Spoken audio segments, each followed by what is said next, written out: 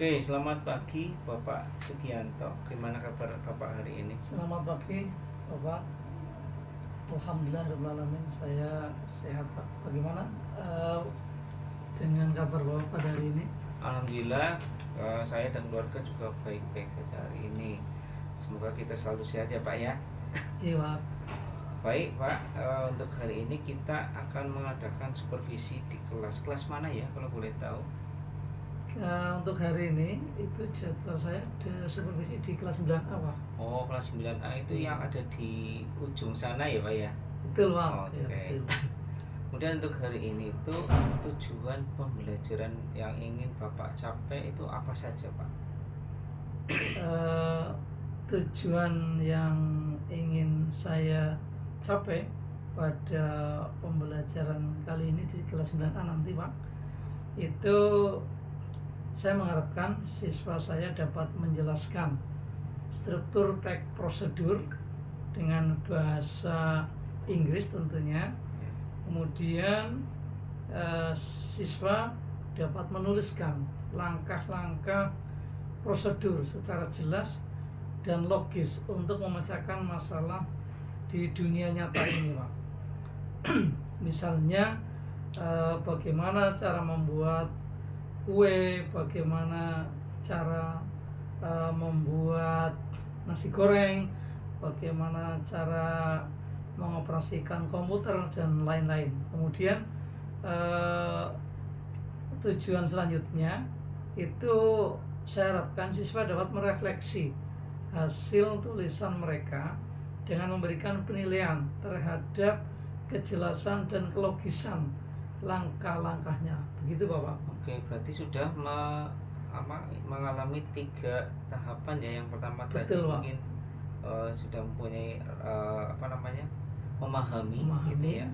Siswa memahami, yang kedua itu mengaplikasikan dan juga sudah ada merefleksikan ya. Betul, Pak. Berarti Bapak sudah menerapkan pembelajaran mendalam itu, sudah luar biasa. Insya Allah, Pak.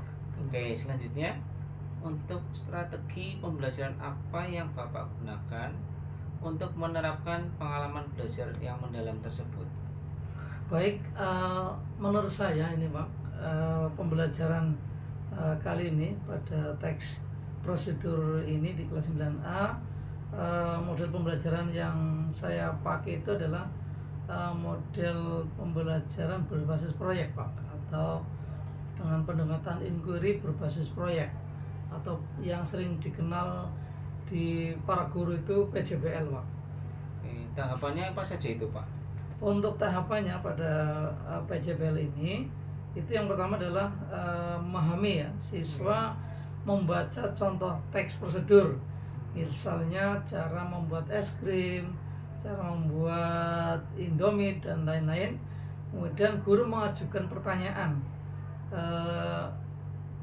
yang terbuka seperti apa yang perlu dilakukan sebelum memulai proses, apa fungsi dari setiap langkah. Kemudian yang kedua yang mengaplikasi itu siswa dibagi dalam beberapa kelompok kecil. Masing-masing kelompok itu nanti diberi tugas untuk merancang prosedur praktis ya, prosedur praktis yang relevan dengan kehidupan sehari-hari. Misalnya cara menggunakan mesin cuci, cara menggunakan setrika, cara memasak nasi goreng, cara membuat mie rebus dan lain sebagainya. Siswa menggunakan metode brainstorming dan berdiskusi aktif. Kemudian yang terakhir merefleksi, Pak. Dalam merefleksi ini, setelah menyelesaikan rancangan, siswa melakukan peer review atau peer review dengan kelompok lain. Siswa saling memberi umpan balik tentang kejelasan dan kelogisan langkah-langkah yang sudah dilaksanakan. Kemudian guru memandu diskusi efektif apa tantangan yang dihadapi saat merancang prosedur, bagaimana kita bisa membuatnya lebih mudah dipahami, seperti itu Pak. Oke, baik. Itu cukup bagus skenario pembelajarannya ya Pak. Sangat tentu, semoga nanti kita bisa melaksanakannya dengan baik ya. Kemudian media apa saja yang digunakan untuk mendukung aktivitas siswa tersebut? Untuk media sendiri yang sudah saya siapkan itu ada kertas plano ya, kertas yang besar itu Pak, yang berwarna-warni, stiker, ada papan tulis jelas ada ya. Kemudian saya akan membawa LCD proyektor Pak, untuk menampilkan contoh-contoh agar siswa lebih jelas gitu. Kemudian lembar kerja kelompok dan juga lembar refleksi Pak. Dan strategi penggunaannya ini itu yang pertama, karton itu digunakan sebagai media presentasi hasil kelompok dari kelompok anak maksudnya. Kemudian stiker itu nantinya akan digunakan untuk menandai langkah-langkah yang penting. Dan yang terakhir, papan tulis yang digunakan itu untuk mencatat ide-ide utama dan ide-ide utama dari hasil diskusi mereka Pak, di setiap kelompoknya. Oke, baik. Medianya sudah cukup lengkap dan sudah disiapkan semua ya Pak ya? Insya Allah Pak. Oke. Selanjutnya, bagaimana Bapak menilai ketercapaian tujuan pembelajaran hari ini untuk siswa Pak? Untuk menilai nanti saya rencanakan ada assessment yaitu assessment formatif, observasi langsung oleh saya nanti selama diskusi kelompok, dan pemilihan strategi, penilaian proses melalui checklist Pak, aktivitas, kolaborasi, partisipasi, dan penggunaan bahasa anak dalam kelompok masing-masing. Kemudian dalam produknya, berbasis produk itu nanti saya akan mengevaluasi hasil akhir atau prosedur tertulis berdasarkan kriteria kejelasan, kelogisan, dan kelengkapan langkah-langkah. Dan yang terakhir nanti ada refleksi Pak. Di sini penilaian diri dan penilaian sebaya itu akan dilakukan dengan menggunakan rubrik sederhana Pak. Seperti Baik. itu. Alhamdulillah bagus sekali itu ya. Oke, untuk sesi observasi nanti kira-kira difokuskan kepada apa itu Pak? Untuk kegiatan ini itu rencana saya akan fokus pada prinsip pembelajaran dalam Pak, yaitu berkesadaran, kebermaknaan, dan menggembirakan atau joyful Pak. Berarti intinya kita akan fokus pada aspek kolaborasi siswa ya. Iya betul. Dalam proses mengaplikasikan konsep, kemudian kita mengamati bagaimana siswa bekerja sama, berbagi ide, dan saling membantu dalam merancang prosedur ya. Betul Pak. Oke, Betul. baik ya. Kemudian kita nanti lanjutkan di kelas untuk observasi langsung ya Pak ya. Iya Pak, insya Allah sebentar lagi Pak, nanti kita masuk ke kelas 9 Pak. Oke, siap. Terima kasih Pak. Iya, terima kasih Pak. Baik Pak, tadi kita sudah melaksanakan observasi pembelajaran yang Bapak lakukan di kelas. Pertanyaannya adalah, untuk kali ini apa yang berhasil dari aktivitas siswa dalam tahap mengaplikasikan? Kalau menurut saya, siswa berhasil merancang prosedur secara kreatif Pak, dan terstruktur, menunjukkan pemahaman konsep dengan menerapkan ke konteks nyata Pak. Oke, baik ya. Untuk kolaborasi sendiri bagaimana Pak? Kolaborasi anak. Untuk kolaborasi anak,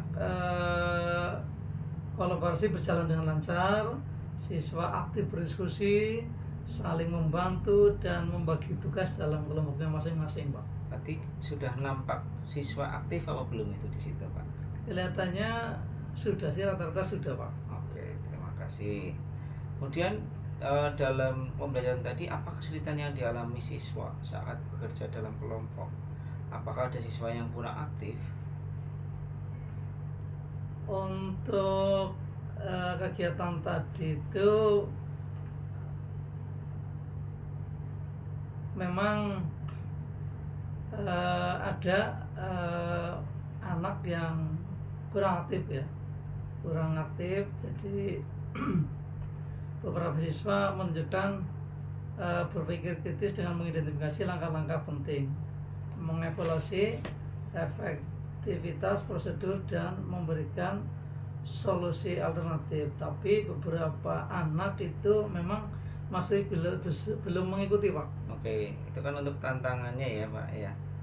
Dan untuk selanjutnya itu apakah tantangan dalam menjaga fokus siswa itu selama siswa diskusi itu, apakah mereka terlalu banyak bercerita yang tidak relevan gitu? Ya, memang beberapa kelompok sempat menyimpang, Pak, ke obrolan pribadi, tetapi masih bisa dikendalikan fokusnya untuk pertanyaan-pertanyaan yang menuntun siswa, Pak. Oke, itu wajar sih memang ya kalau anak Iya. ketemu teman ya ngobrolnya yang lain. Iya, betul, Pak. Oke, selanjutnya apa ide-ide kreatif yang bisa dilakukan agar kolaborasi siswa lebih efektif? Misalnya mungkin menggunakan teknik think pair share atau yang lainnya. Kira-kira ada apa tidak? Untuk pertemuan selanjutnya itu saya akan menggunakan teknik think pair share ya. Sebelumnya diskusi kelompok besar, siswa berpikir sendiri, berbagi dengan pasangan, baru kemudian berdiskusi di dalam kelompok. Dan ini memastikan bahwa diskusi ini akan terdengar oleh semua anak gitu. Oke, baik. Ya. Selanjutnya untuk pelatihan apa yang mungkin Bapak Ibu butuhkan untuk lebih mengoptimalkan pendekatan PJPL dalam pembelajaran bahasa Inggris? Untuk pelatihan ini mungkin pelatihan desain proyek berbasis konteks kehidupan nyata, Pak, dan rubrik penilaian otentik untuk teks prosedur tersebut. Apakah butuh bantuan Pak dalam desain tugas yang lebih menarik? Tentu saya butuh bantuan, Pak. Sebagai contoh, butuh contoh tugas kreatif yang terkait erat dengan minat siswa. Misalnya buat prosedur membuat konten digital yang menarik di media sosial, Pak. Oke, baik. Hasil pengamatan saya selama siswa berdiskusi dalam kelompok, terlihat bahwa beberapa kelompok sangat aktif dan kreatif dalam merancang prosedur. Namun saya juga mengamati bahwa satu kelompok cenderung dominasi oleh satu anggota gitu. Untuk meningkatkan kolaborasi yang lebih adil, saya sarankan Bapak memberikan peran spesifik kepada setiap anggota kelompok itu sejak awal. Misalnya ada yang mencatat, ada yang menyampaikan, ada yang mengatur waktu, terus mengecek kejelasan. Ini akan memastikan bahwa semua siswa terlibat secara aktif dan memperkuat keterampilan kerjasama tim. Selain itu, penggunaan teknik round robin untuk menyampaikan ide juga bisa membantu, Pak.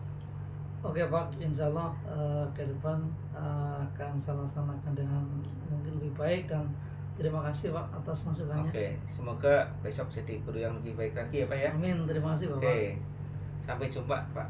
Siap, terima kasih.